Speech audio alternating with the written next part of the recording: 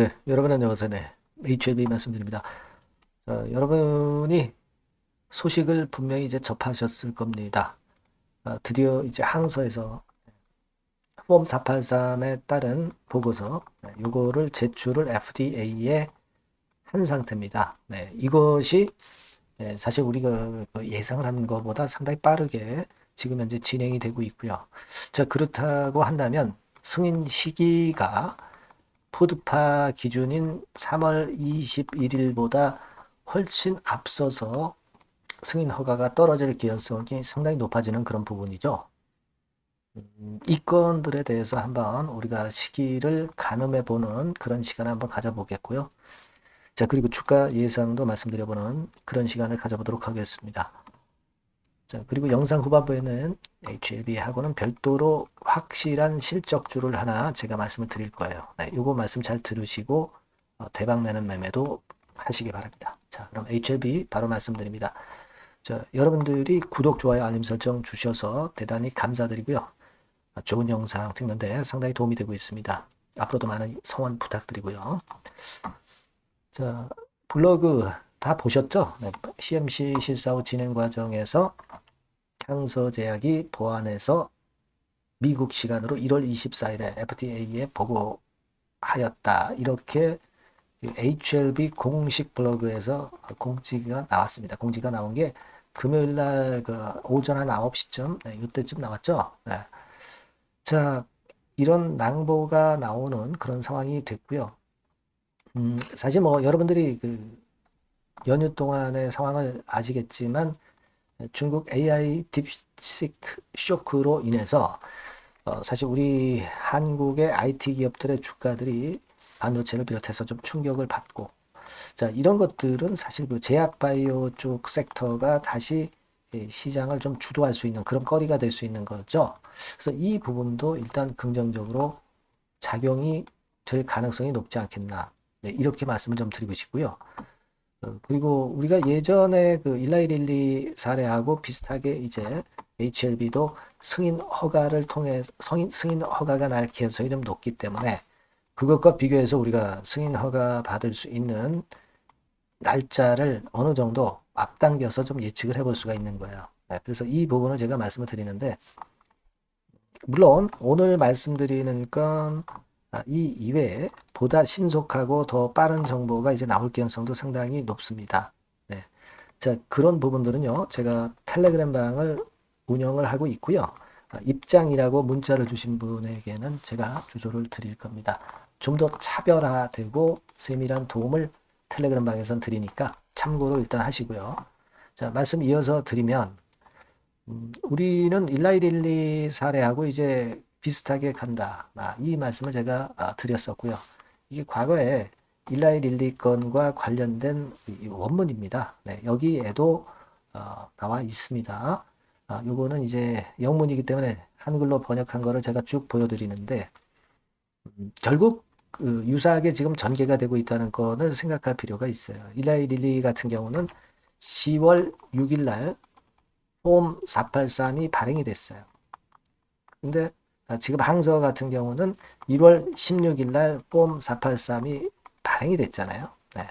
그리고 나서 일라이릴리 같은 경우는 한 20여일 이후에 빠르게 승인을 받았습니다. 요게 발행된 지 20여일 이후에. 그죠?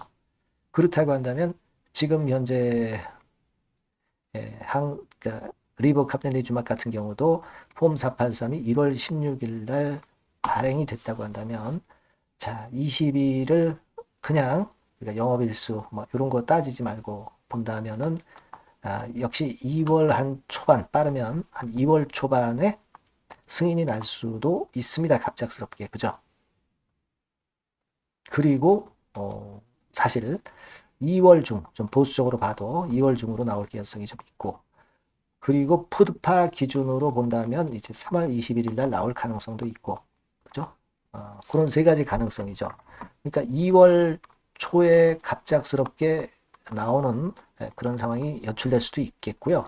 2월 내에 나오는 상황도 연출될 수 있고, 푸드파 기준으로 볼 때는 3월 21일 날 나오는 그런 경우의 수가 있을 수 있습니다. 우리는 뭐 보수적으로 봐도 3월 21일 이렇게 생각하고 있는 게 좋겠죠. 그죠? 그런 가운데 1번이나 2번 상황이 갑자기 발생하면 더 좋고요. 그렇지 않겠습니까? 근데 이번에 여하튼 폼 483이 1월 16일 날 발행이 됐고 1월 24일 날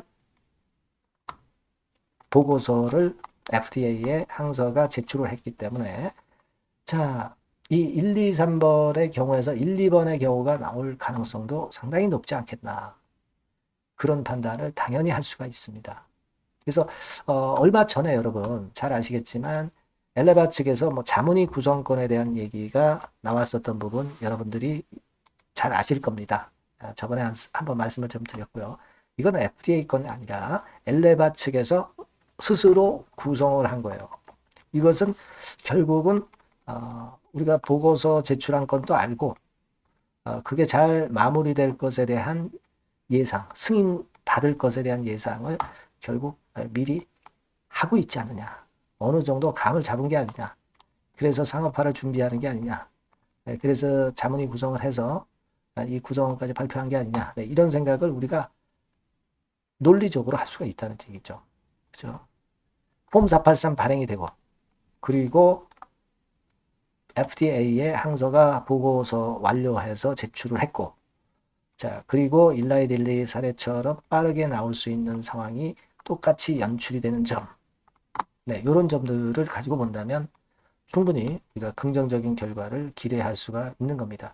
일전에 말씀을 드렸지만은 결국 그 무결성 문제가 없었던 그런 측면 항서에서 주장했던 경미한 세건이기 때문에 보고서도 빨리 완료가 됐고 승인도 보다 빠르게 떨어질 가능성이 좀 있겠다.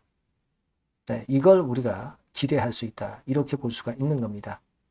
그죠?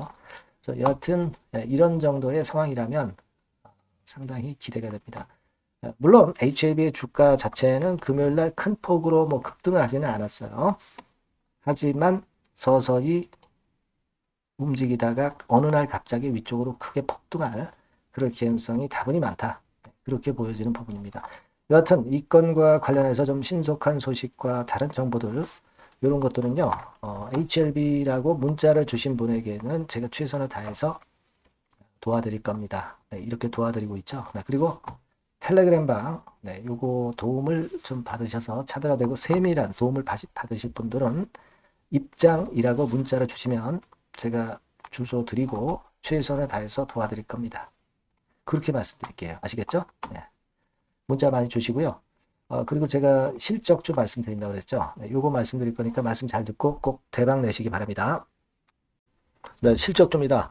이번에 기대가 크게 되는 실적주에 대해서 소개를 드리려고 해요.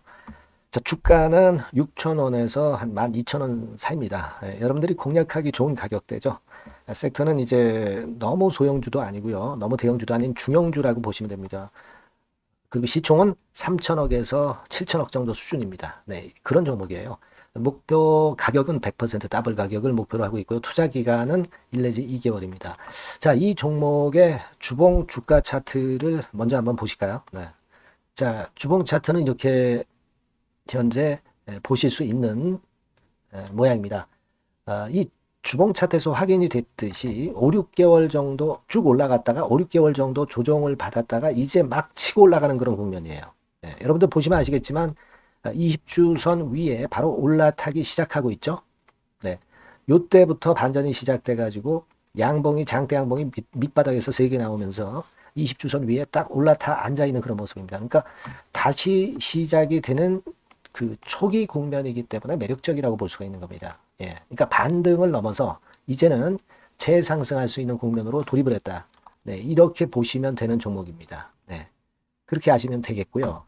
가장 이제 우리가 이 종목이 크게 올라가기 위한 강점은 글로벌 원천 기술을 보유를 하고 있다는 겁니다. 이게 인정을 이번에 받아서 관련 사업 확장에 최대 유리한 고지에 선점이 됐어요. 그래서 실적이 지금 현재 급증을 하기 시작하는 겁니다. 법적인 문제도 다 해소가 됐고요. 그리고 무슨 수입이 계속 지속적으로 이제 들어올 거예요, 여러분. 그래서 지금 현재 이 건이 모멘텀이 돼서 시세를 내기 시작하는 겁니다. 여러분, 이 글로벌 원천 기술을 확보한 종목은 엄청나게 크게 시세 터트리는 거 잘 아시죠? 네, 그런 강점을 갖고 있다. 구체적인 거는 제가 말씀을 드릴 수는 없지만 그 건을 말씀을 드리고요. 이익이 점증하는 연속 추세를 확인하실 수가 있습니다, 여러분. 네, 가령 예를 들어서 요건데 제가 모자이크화 했습니다만 2021년부터 이익이 계속 점증하는 추세가 지속이 되고 있어요. 그리고 작년부터 시세 탄력, 실적 탄력이 굉장히 가파라지고 있는 그런 종목이라고 보시면 됩니다. 이 이익이 점증한다는 거는요, 외인 기관이 최대 선호하는 그런 패턴이죠. 네, 외인들은 특히 이익이 점증하는 종목만 삽니다. 네, 이 부분의 특징을 우리가 꼭 알고 이 종목을 하셔야 되겠다, 이런 말씀 좀 드리고 싶고요. 영업이익률이나 ROE가 고공권이에요. 네, 특히 이 영업이익률이나 ROE 같은 경우 높은 종목을 외인들이 선호하는 거 잘 아실 겁니다. 네, 영업이익률이 매년 50%에서 80% 사이에요. 네, 유보율 같은 경우도 1000 내지 1500%. 그러니까 요거는 재무적인 부분을 나타내는 거죠. 유보율은. 네, 엄청 좋죠. 네, 그리고 ROE 같은 경우도 뭐 10% 20%가 아니라 40%에서 60% 정도가 나고 있는 그런 종목이라는 걸 생각하실 필요가 있습니다. 예. 그리고 우리가 유동성 같은 경우도 있어야 되잖아요. 예. 앞만 좋으면 뭐래요. 예. 증자하고 자꾸 주식 찍어내면은 소용이 없거든요. 네. 유동성을 우리가 살펴볼 필요가 있는데, 유동성 같은 경우는 작년 기준으로 600 내지 900억 정도가 있어요. 그러니까 최근 몇 년간 가장 최대의 현금을 보유하고 있습니다. 왜? 장사가 잘 되니까, 실적이 올라가니까 현금이 쭉쭉 들어오는 거죠. 그런 정도의 강점이 있는 종목이라는 걸 생각하셔야 됩니다.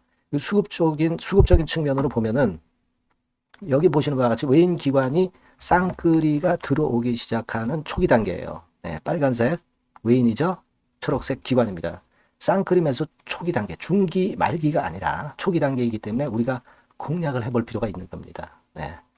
이와 같이 엄청 우리가 긍정적으로 기대하고 실적을 기대할 수 있는 그런 종목입니다. 요거는 여러분들 꼭 담아 보시고요.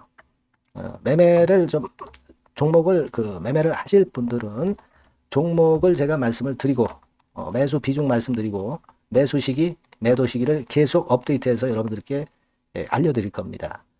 요 번호로 실적주라고 문자 주신 분에게는 제가 최선을 다해서 도와드릴 거 약속을 드립니다. 네, 여러분 감사합니다.